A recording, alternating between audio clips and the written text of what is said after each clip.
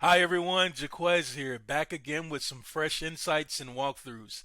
In this video, I'm excited to unpack how to connect your calendar and Calendly, a dynamic feature which allows for seamless integrations of your appointments and meetings, ultimately streamlining your scheduling process. Now, what is this feature? Calendar Connections allows you to sync your Calendly account with your personal or work calendar and ensures that your availability for meetings is always up to date, preventing double bookings and scheduling conflicts. Now that we've touched upon what this feature is, let's move on to the fun part, the demonstration. Let's get started. When you first create your Calendly account, the system will automatically connect your calendar based on your email domain type. From that point, you simply select the calendars that you would want checked for conflicts and where events should be routed. However, for the purpose of this demonstration, we'll go through the process of connecting additional calendars that you might want to add to your account. So to get things started, let's navigate to the calendar sync page within our account settings, and that's by hitting that button up here and then selecting calendar sync. And now once we're in our calendar sync settings, we now have options presented to us that we can choose to connect our calendar. Now the first one is Google Calendar, you have Outlook Calendar, Exchange Calendar, and iCloud Calendar. I'm going to move forward with Google Calendar, but what I want you to see is just how smooth and effortless the experience is to connect your Google Calendar to your Calendly account. So let's select the connect button to get things started. Once we selected connect, we're now presented with the account that we want to connect to our Calendly account.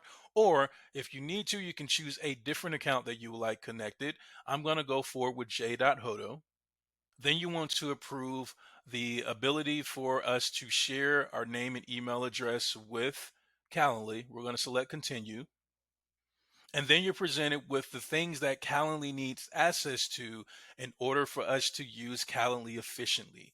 So we need the permissions to see, edit, share, and permanently delete calendars within your Google Calendar. Now, keep in mind, this is only events that are booked within Calendly that will be adjusted based off of these settings. So we're going to select allow.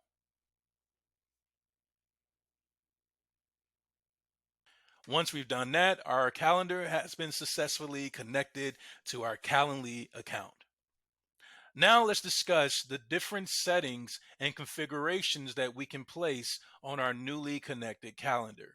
Now, one feature that is very important is the feature for you to check for conflicts. Now, once you connected your calendar to your Calendly account, you then can choose the calendars within your email that you want Calendly to check for conflicts. Now, this can simply be done by selecting this edit button, and you'll see a full list of the different calendars that you want Calendly to check for conflicts.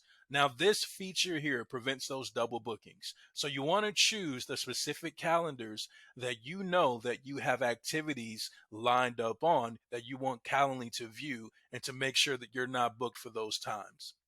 After you selected those specific calendars for your check for conflicts, now we want to choose our sole calendar that we want all of our meetings that are booked within Calendly to be routed to.